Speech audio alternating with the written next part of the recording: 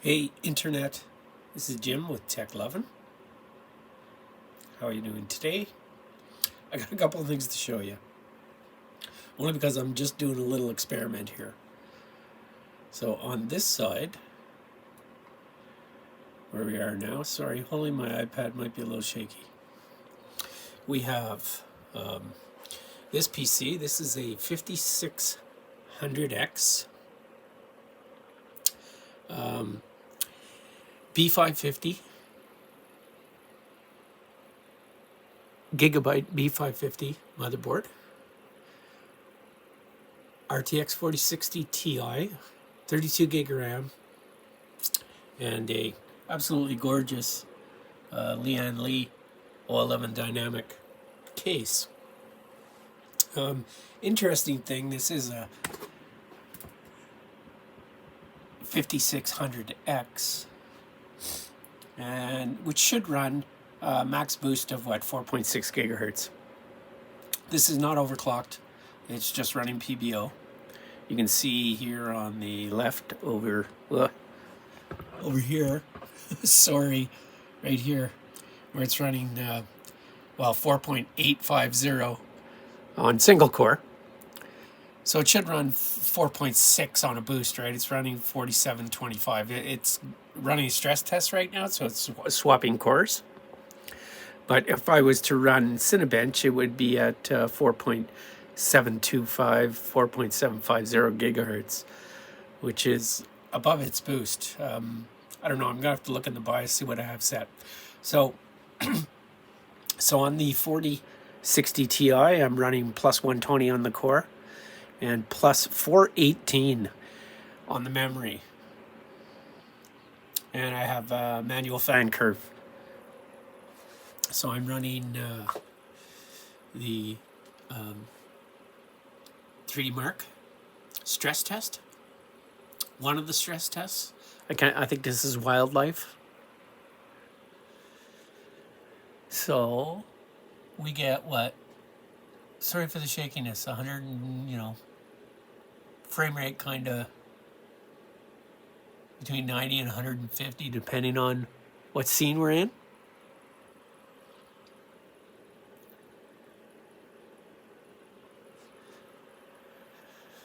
Okay, interesting. So I was going to upgrade this to a 5800X3C. I'm not sure that I'm going to now because this CPU is so strong. It's running a Corsair 360mm AIO, by the way. Okay, move over to this side. And this is just something I have on the bench. So this is an i3-10400. Once again, I apologize for the moving around. Take a sip of my coffee. Yeah, so this is an i3-10400, 16 gig RAM, 2666, 1 terabyte NVMe down there. But this is a 2060 Super that I got for nothing. I got the motherboard for nothing and the graphics card. It was in a system that was just a complete mess. Yeah, there was things growing out of the fans on this 2060 Super. But so because I paid nothing for it, it was so filthy that I just took it apart and I threw it in the sink and washed it in the sink with soap and water, with dish soap and water. Dried it off really good, and I have a little fan right up there that you can blow things off with, which I did, and dried it for a while. But then I decided, you know what, I've got these copper mods. So if you look way down in there, you're going to see some pink stuff. That's thermal putty. And I'm trying to get a good angle here. I got that light that's probably shining, I don't know. There, that's a better angle. And I've got copper shims on the memory. Or copper heat sinks, I'm sorry, on the memory. So I decided to do that in thermal paste. I don't know what I'm using. I think it's thermal paste on there. Just running a stock cooler on this.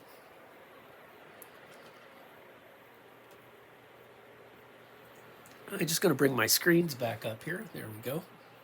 So it's running the same stress test. Just find my mouse here. Come here, mouse. There you are. Close that. So it's running the same stress test. And over here, we get anywhere between 80, 82, 83. No, should run it again. Oh, it just finished it. I want it to run again. I'm just going to restart it.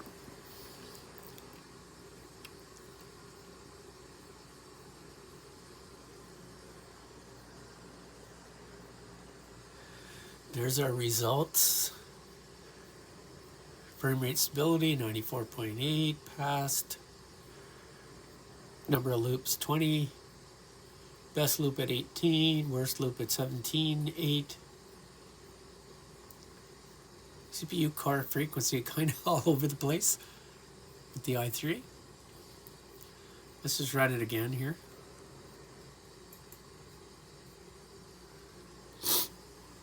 Okay, so on this 2060 Super, I am plus 700 on the memory clock, plus 80 on the core.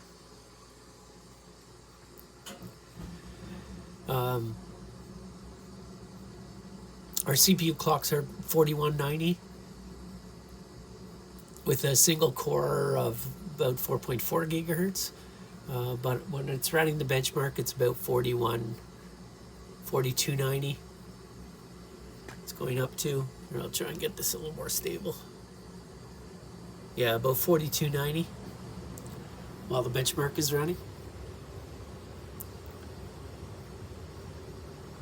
So the beginning of the stress test of the 3D Mark. What did I say it was before? Yeah, 130, 134. Go back over here.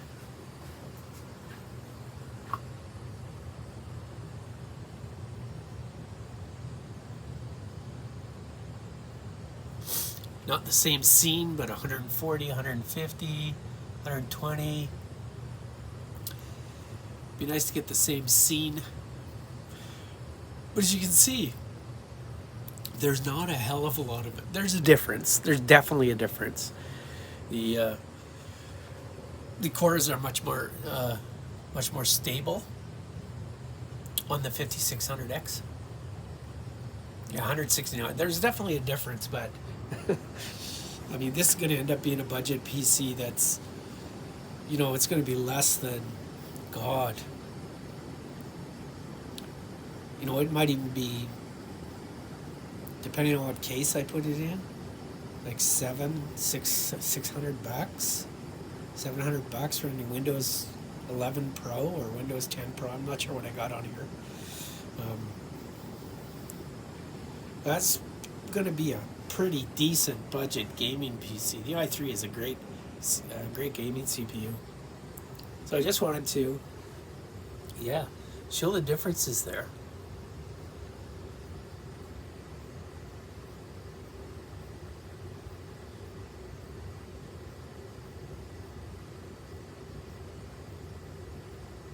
You know, it's not huge.